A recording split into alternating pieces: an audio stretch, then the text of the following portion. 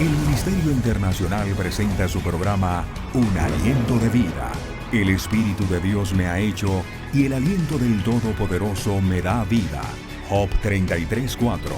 Una palabra de poder y unción que llenará tu espíritu. Con ustedes, el pastor Jorge Enrique Gómez. Bienvenidos.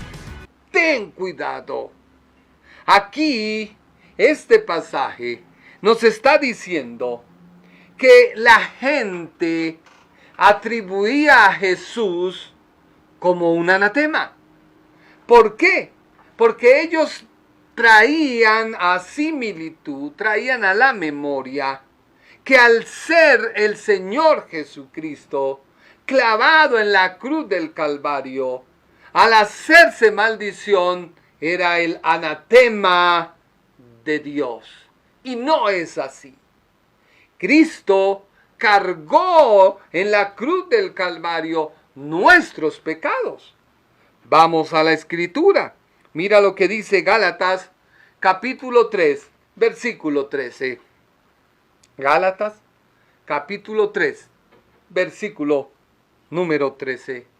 Cristo pagó para librarnos de la maldición de la ley y aceptó estar bajo maldición, o sea, anatema, en lugar de nosotros. La Escritura dice: maldito todo aquel cuyo cuerpo es colgado en un árbol. Entonces, los ilustres religiosos e intérpretes decían: ahí está claro, él que fue crucificado en la cruz es un anatema. Pero no podemos tomarlo así. ¿Por qué no podemos tomarlo así? Porque solamente el espiritual comprende que la obra de Cristo en la cruz debía ser el pleno cumplimiento de la ley. Y Él se hizo maldición por nosotros, mas en ningún momento Él fue anatema ni fue maldito, porque Él cargó los pecados de nosotros. Y cuando estaba en la cruz del madero, Él ocupó tu lugar, mi lugar, mas Él no ocupó su lugar con pecado, porque en Él no había pecado. Por eso la muerte no lo pudo retener. La muerte no lo pudo contener. Entonces el apóstol dice: no pueden ustedes llamar a Jesús anatema, o sea, maldito, cosa consagrada por el pecado, porque Él lo que hizo fue ocupar su lugar y el mío.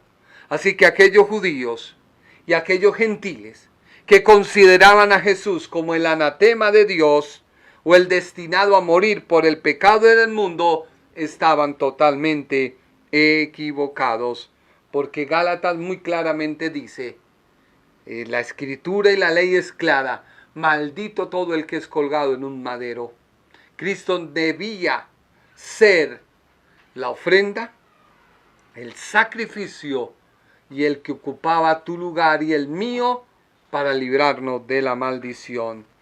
Así que el creyente debe confesar con libertad que Jesucristo ocupó su lugar y murió por ti y por mí.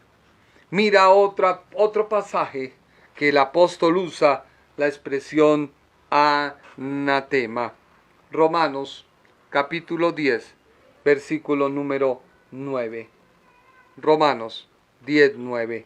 Pero antes de ello, Romanos 10:9 dice el apóstol: serás salvo si reconoces abiertamente que Jesús es el Señor y si crees de todo corazón que Dios lo levantó de la muerte.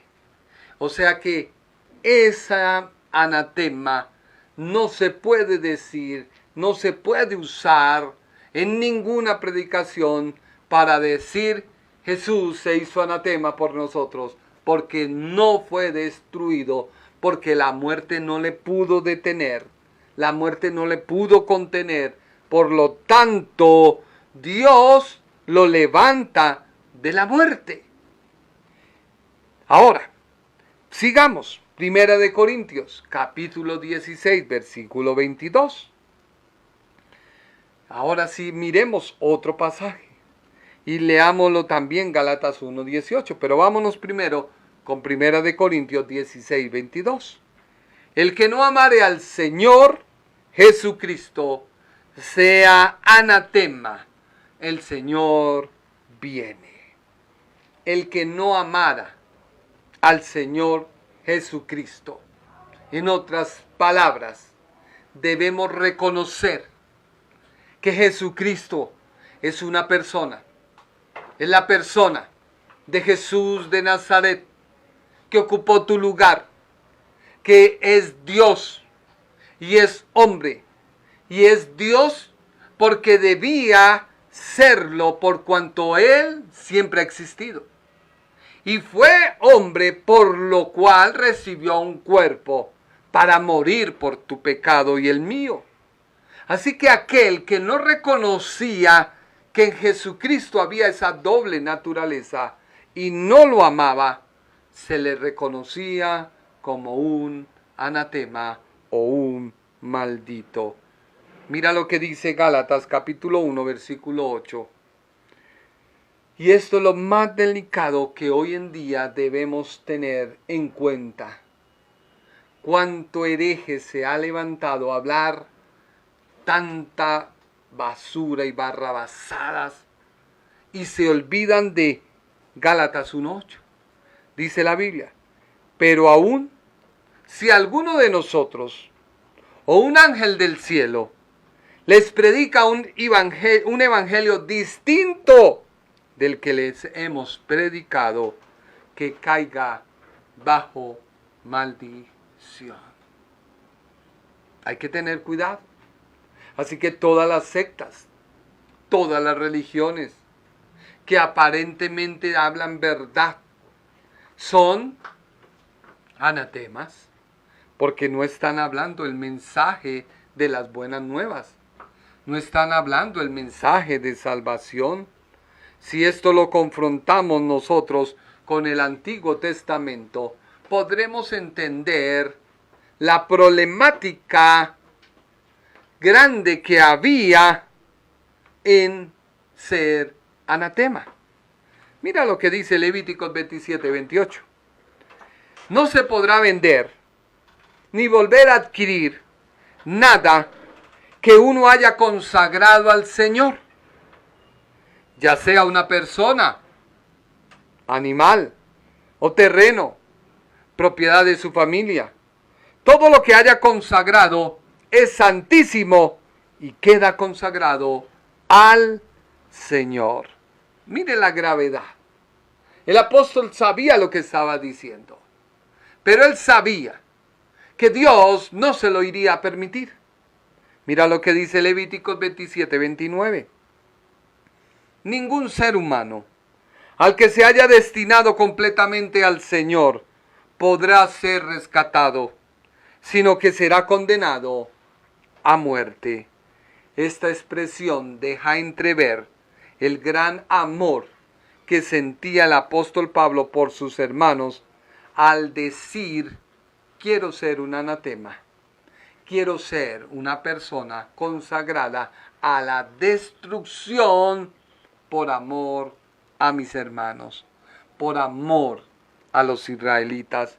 Y es que el apóstol tenía claro el concepto de israelita. El apóstol Pablo tenía claro el concepto de ser un judío, de pertenecer a la nación de Israel. Mira lo que dice en Romanos 9:4. Vámonos a la Reina Valera. Romanos capítulo 9, versículo 4. Porque ahí se desprende el sentimiento que había en el apóstol de tristeza y de dolor. Un pasaje nos va el Espíritu Santo guiando al otro pasaje. Vemos que el apóstol en el versículo 3 dice: quiero ser anatema por amor del versículo 2, tengo una profunda tristeza, un gran dolor por mis hermanos. Luego el versículo 3 dice, quisiera yo ser un anatema, con tal de que ellos puedan recibir el mensaje de Cristo, con tal de que ellos escuchen el mensaje de salvación. Y ya en el versículo 4 él dice, son israelitas. Y dice así, que son israelitas, de los cuales es la adopción, la gloria y el pacto, y la data de la ley, y el culto y las promesas. Mira que hay dos cosas que me llaman la atención. El apóstol habla, son la adopción, son la gloria, son el pacto, son la data de la ley, y el culto y las promesas. El pacto y las promesas es algo muy similar. Pero ¿por qué lo usó aquí el apóstol Pablo?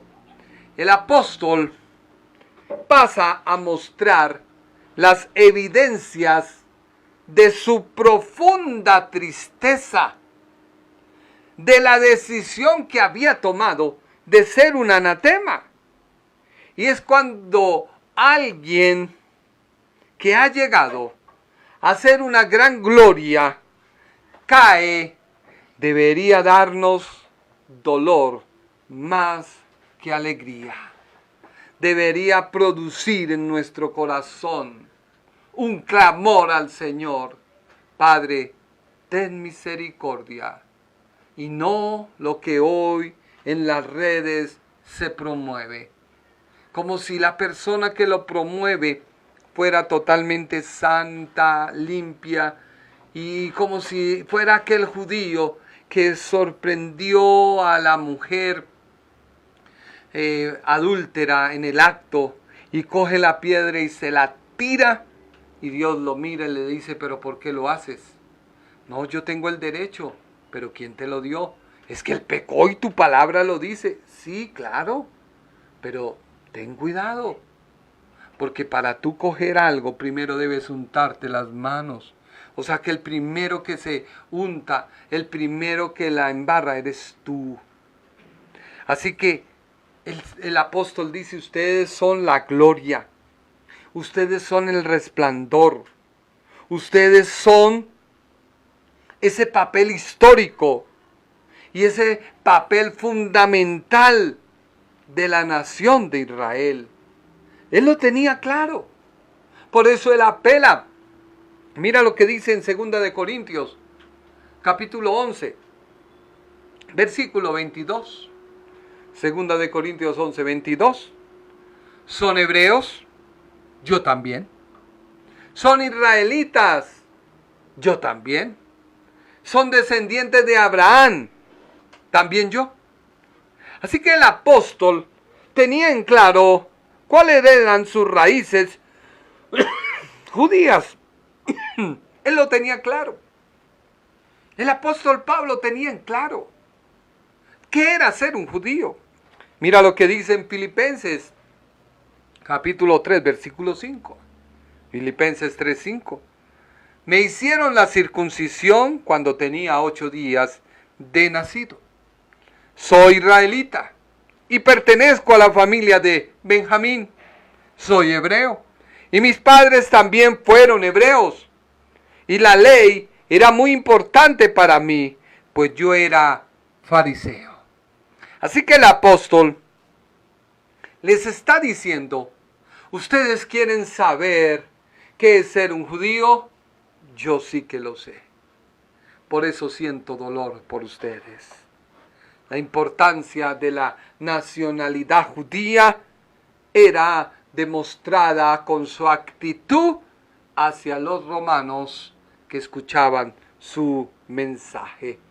Luego les dice, ustedes son la adopción.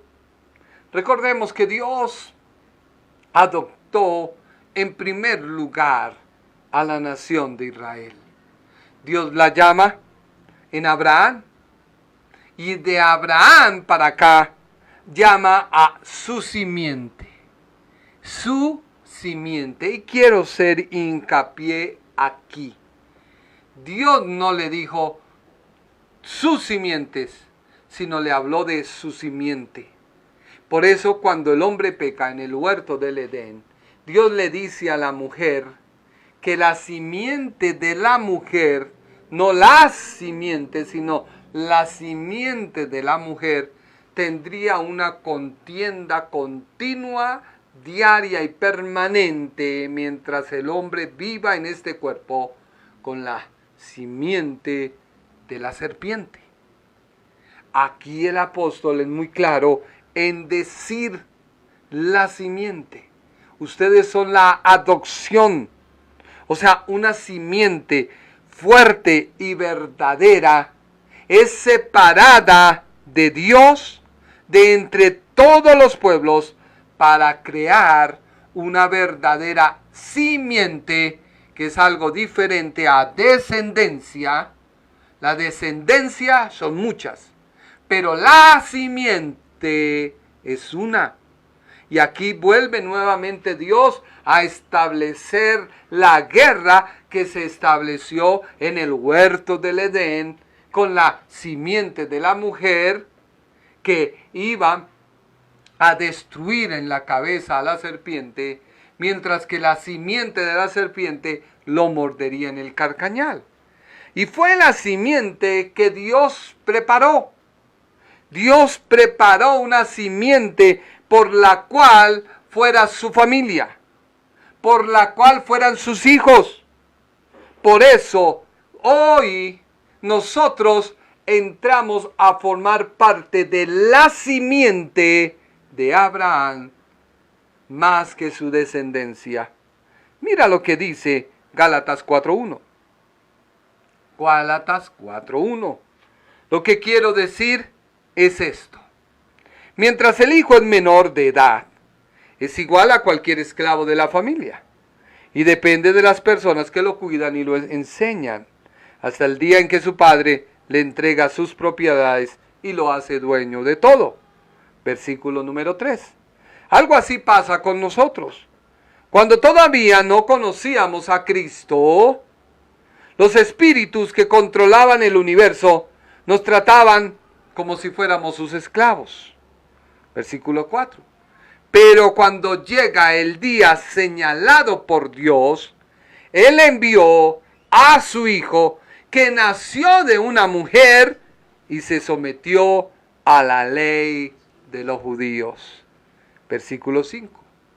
Dios lo envió para liberar a todos los que teníamos que obedecer la ley y luego nos adoptó como sus hijos. Versículo número 6. Ahora, como ustedes son sus hijos, Dios ha enviado el Espíritu de su Hijo a vivir en ustedes. Por eso, cuando oramos a Dios, el Espíritu nos permite llamarlo papá, querido papá. Versículo número 7. Ustedes ya no son como los esclavos de cualquier familia, sino que son hijos de Dios. Y como son sus hijos, gracias a Él tienen derecho a sus riquezas. ¿Qué te hace hijo de Dios? Recibir a Cristo en su corazón. Ya lo leí antes. Te lo recuerdo. Cuando tú recibes a Jesucristo en tu corazón, tienes el derecho y recibes y aceptas a Jesucristo, a la persona de Jesús de Nazaret en tu corazón, te constituyes en un hijo de Dios. Por lo tanto, tú puedes orar. Lo que no deja que tu oración salga de tus labios es tu fuente. Tú, no Dios. Porque una fuente no puede dar dos aguas, amarga y dulce. No, o es amarga o es dulce. Cuando tú y yo no somos personas renacidas por la palabra y por el evangelio y dejamos que en nuestro corazón haya una naturaleza de pecado, cuando vamos a orar no lo podemos hacer. Por eso hoy Dios te dice, tú puedes acercar al trono de la gracia y empezar a decirle, Señor, toma mi mente. Señor, toma mis labios. Señor, toma mi boca. Alguien me decía hoy, yo tengo admiración por las mujeres. Y yo me quedé pensando, no le dije nada, pero hoy el Espíritu de Dios nos dice, si tu ojo te es ocasión de caer, sácalo. Así que tiene que haber un cambio en nosotros para poder recibir las promesas de Dios. La gloria. Cuando hablamos de gloria en la Biblia, es el resultado de vivir una vida en todo momento y en todo lugar que agrade a Dios. Israel representó Israel la señal visible del Dios invisible. ¿Por qué? Israel no iba a las batallas y salía triunfante porque Dios peleaba por ellos. Recordemos lo que pasó con Gedeón. Gedeón, ¿cuántas personas tenía? Y Dios le dijo, no, son muchas. Y luego fue, no, son muchas. Y después terminó con 300. Y con 300 Dios le dio la victoria. Por eso Israel es la gloria de Dios. Y todo judío lo sabe. Recordemos cuando fueron a tomar Jericó. Aquella mujer ramera les dijo, es que nosotros sabemos lo que Dios hace. Dios les abrió el mar les abrió el mar. Dios les abrió nuevamente el mar a ustedes. Dios ha hecho que vengan codornices. Todo mundo sabía y reconocía que en Israel, y hoy se reconoce que en Israel está la presencia de Dios. ¿Cuántos misiles no lanzan a Israel a diario, segundo, y son destruidos en el aire? Y muchas veces se ven a los ángeles destruyéndolos. Israel es la gloria de Dios. Eso es lo que tú y yo debemos demostrar en todo lo que hagamos. Luego pasamos al culto. Recordemos que cuando Dios le da el culto a ellos, ellos hacen el tabernáculo. En el tabernáculo se ve representado a Cristo en cada una de sus etapas. Luego viene el templo. Y en medio de cada destrucción, Dios levantaba un remanente. Y los judíos eran perdonados por sus pecados, pero Dios nunca les dejó ni ha dejado de derramar su Shekinah sobre Israel. Mejor dicho, Dios les dijo, hay un pacto. Ese pacto que yo hice con Abraham, ese pacto que yo renové con las generaciones de Abraham, que forman una sola simiente, son los que yo he validado. Y el apóstol dice, Dios no los ha destruido, Dios no los ha quitado. Efesios 2:12 dice, los judíos los llaman a ustedes los no circuncidados, y ellos asimismo se llaman los circuncidados, pues se circuncidan en el cuerpo. Ustedes no son judíos, y deben recordar que antes no tenían a Cristo ni eran parte del pueblo de Israel. Tampoco formaban parte del pacto ni de las promesas que Dios hizo con su pueblo. Y vivían en este mundo sin Dios y sin esperanza. Pero, leamos el versículo 13. Ahora bien, las promesas que Dios le hizo a Abraham eran para él y para sus descendientes. O sea, su simiente. La Biblia no dice que las promesas eran para sus descendientes, o sea, sus simientes, no, su simiente, sino para su descendencia. En otras palabras, su simiente, la cual es Cristo.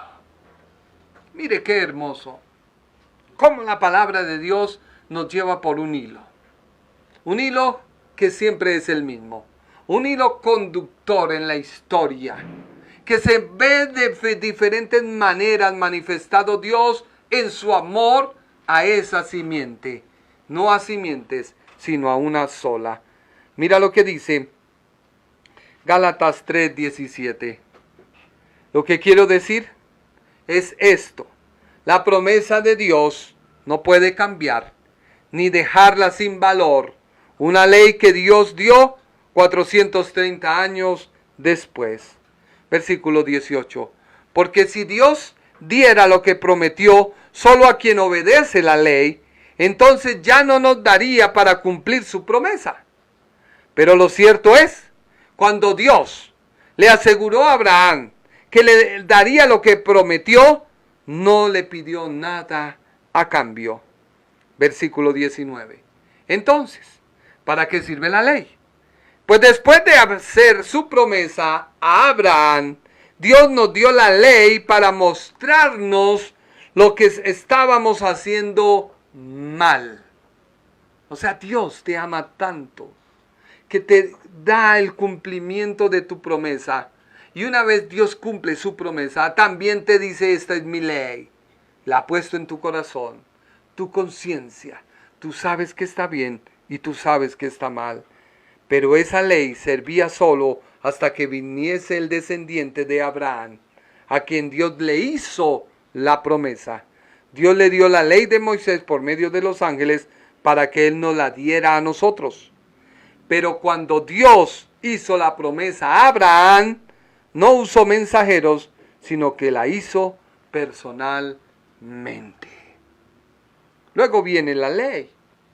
Vemos nosotros que el apóstol en el versículo 4 está usando varias cosas. Dijo: son judíos, tienen la ley, tienen el culto, tienen las promesas, son la gloria de Dios y tienen la ley. Miremos la ley. La ley fue dada a Israel sobre el monte Sinaí, donde los descendientes de Ismael habitaron. ¿Por qué fue dada allí? Porque la ley tenía que ver con el marco legal de lo que es el pecado, y los judíos la consideraron como algo venerable y firme, pero no puede ser así, porque era tocante al pecado. Mira lo que dice la Biblia en Deuteronomio 26:16. Moisés también dijo: Dios les ordena hoy que obedezcan todos sus mandamientos. Comprométanse a obedecer con toda su mente y con todo su ser. Ustedes han reconocido como su Dios al Dios de Israel y han prometido obedecerlo siempre en todo. Por su parte, nuestro Dios ha cumplido sus promesas y ha dicho que ustedes son su pueblo y que deberán obedecerlo en todo. Nuestro Dios hará de ustedes el país más famoso y poderoso de toda la tierra, siempre y cuando cumplan sus mandamientos, adórenlo solo a Él. Así que, ¿qué país hasta el día de hoy ha permanecido durante miles y miles de años? ¿No ha cambiado su nombre? Israel. O sea que las promesas de Dios siguen en pie, porque está Israel vivo. Cuando alguien muere, cesan sus compromisos, pero Israel permanece y vive. Por lo tanto, sigue vigente todo lo que Dios ha prometido. Y eso era lo que el apóstol les estaba diciendo a sus lectores. El Salmo 147:19 dice: Dios dio a conocer a Israel sus mandamientos y enseñanzas. A ninguna otra nación le dio a conocer su palabra. Alabemos a nuestro Dios. Y terminamos con Romanos 2:17. Algunos de ustedes dicen con orgullo que son judíos y se sienten muy seguros porque tienen la ley de Moisés y están orgullosos de su Dios. Creen saber lo que Dios quiere y cuando estudian la Biblia aprenden a conocer lo que es mejor. Se sienten muy seguros al decirle a los pecadores lo que deben hacer para ser salvos. Versículo 20. Y como tienen la Biblia en la mano, se creen maestros de los ignorantes y de los inexpertos, dueños de la verdad y del conocimiento. Versículo 21. Pero ¿cómo pueden enseñar a otros si ustedes mismos no aprenden primero? ¿Cómo pueden enseñar que no se debe robar si ustedes mismos roban? Dios estaba hablando por el Espíritu Santo a través de los labios del apóstol. Y les estaba diciendo, tengo tristeza, quiero ser un anatema por ustedes, los que recibieron todo de Dios y no lo han valorado. Recibieron el culto. Recordemos que el santuario se estableció un sistema de adoración, de tal forma que para entrar el pecador debía estar en el atrio con su ofrenda. Una vez estaba en el atrio, tenía que llegar al lugar del sacrificio, el santuario. Una vez allí, ponía la mano sobre el animal y se hacía una conexión entre el hombre y el animal. El animal moría en su lugar y el pecador salía libre. Una vez el pecador salía libre de su pecado, el sacerdote debía lavar en las manos en la fuente. Una vez lavadas sus manos, tenía que ir y presentarse en el lugar santo. Y solo se le permitía, una vez por año, entrar al lugar santísimo. Cristo nuestro Señor tuvo que bajar de su trono, ser uno de nosotros, entrar al atrio con todos los que quieran entrar. Es gratuito. Y allí, en el atrio, Él fue la ofrenda, fue el sacrificio y fue el que tomó tu lugar. Pero no pudo quedarse ahí, sino que resucitó con poder. Fue a la fuente, fue al lugar santísimo, fue al lugar santo, lugar santísimo, rompió el velo y a través de su muerte, hoy tú y yo somos una continua ofrenda a Dios. Por eso el apóstol les dice, Dios cumple sus promesas. Y Dios ha hecho grandes promesas, no pactos, sino promesas a Abraham. Y sucesivamente se han venido descubriendo y todas han venido apuntando a Cristo. Mira lo que dice Hebreos 7:6. Pero Melquisedec, aun sin ser descendiente de Leví, le tomó aquella 10ª parte a Abraham que había recibido las promesas de Dios. Y Melquisedec bendijo a Abraham. Así que, ¿cuál es la simiente? ¿Cuál es la simiente que va a recibir las promesas, su cumplimiento? Que va a recibir los pactos, su cumplimiento, que va a recibir el culto, que va a recibir la ley, que va a recibir el cumplimiento de todo, la simiente de lo espiritual. Por eso, ya el apóstol comienza a hacer y a decir, no todos los que nacen en Israel son israelitas. Porque él les viene llevando y diciendo, solo los espirituales comprenden las cosas de Dios. Gálatas 3:16. Ahora bien, las promesas que Dios le hizo a Abraham eran para él y para su descendiente, o sea, para Cristo. La Biblia no dice que las promesas eran para sus descendientes, sino para su descendencia, o sea, su simiente, la cual es Cristo. Esto no significa que la ley está en contra de las promesas de Dios. No, de ninguna manera. Porque si la ley pudiera darnos vida eterna, entonces Dios nos hubiera aceptado por obedecerla. Versículo número 26. Ahora, me están juzgando aquí, solo porque creo en las promesas que Dios le hizo a nuestros antepasados. Versículo 7. Nuestras 12 tribus de Israel esperaban que Dios cumpla esa promesa. Por eso nos ama y adoran a Dios día y noche. Gran rey Agripa, los judíos que me acusan no creen en esa promesa. Dios ha cumplido su promesa. Ha enviado a Jesucristo. ¿Tú lo vas a aceptar? ¿Tú vas a recibir ese gran amor que Dios tiene para ti? Mira qué dolor había en el apóstol.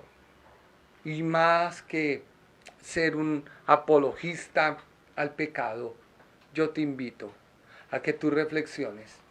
Deja de pecar. No peques más. Arrepiéntete.